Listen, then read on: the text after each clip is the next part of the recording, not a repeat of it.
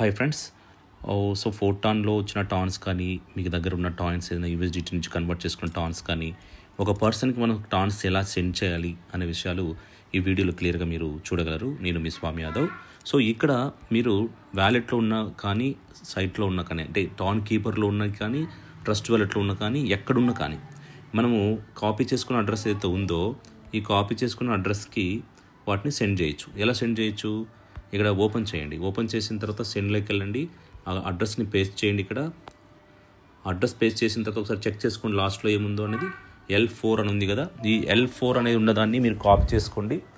Copy చేసుకున్నట్టు రెడీగా ఉంచుకున్న దాన్ని మీరు ఇప్పుడు ఎన్ని పంపించాలనేది ఇక్కడ అమౌంట్ దగ్గర ఎంటర్ చేయండి. సో 69 నేను పంపించాలనుకున్నాను. సో 69కి మీరు మెమో నెంబర్ అవసరం లేదనమాట. మెమో నెంబర్ ఏమి ఎంటర్ చేయకుండానే మీరు ప్రాసెస్ సెండ్ చేయొచ్చు. ఓకే. సో బైనాన్స్కి పంపించేటప్పుడు మాత్రం కేర్ఫుల్గా ఉండండి. మెమో నెంబర్ ఇవ్వకుండా మీరు బైనాన్స్కి పంపిస్తే కనుక మీ అసెట్ లాస్ అయ్యే ఛాన్సెస్ ఉన్నాయి. Be careful.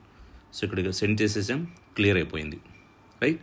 సో ఇలాగ మీరు మీ టాన్స్ని సెండ్ చేయొచ్చు, రిసీవ్ కూడా చేసుకోవచ్చు.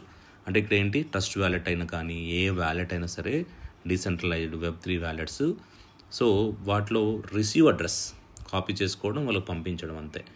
వీటికి మనకు ఆ కాయిన్స్ని రావడం అనేది జరగడం కానీ మన దగ్గర ఉన్న కాయిన్స్ వాళ్ళకి వెళ్ళడం కానీ జరుగుతుంది అనమాట. ఓకే, రైట్ అండి. Thank you for watching.